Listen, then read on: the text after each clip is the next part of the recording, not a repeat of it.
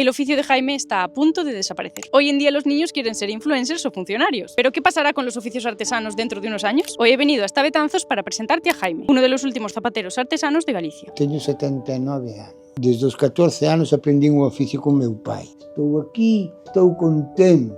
Falo cos clientes, os clientes comigo, métome con eles comigo. Estánse perdendo moitos oficios. Os sastres xa non hai, carpinteiros non hai. Os tenis son para camiñar e todo eso. Pero acabaron co oficio do zapateiro tamén. Os clientes me din, é que me costaron 10 euros na feira, pero eses non son zapatos. Isto, 5 euros ou 6. E por 6 euros non compras unhas zapatillas destas. Vale a pena tener un par que non 4. Esta máquina ten 80 anos. E aquela de coser que cose como as rosas pode ter outros tantos. Xa foi de meu pai. Isto é para bruñir, para lixar.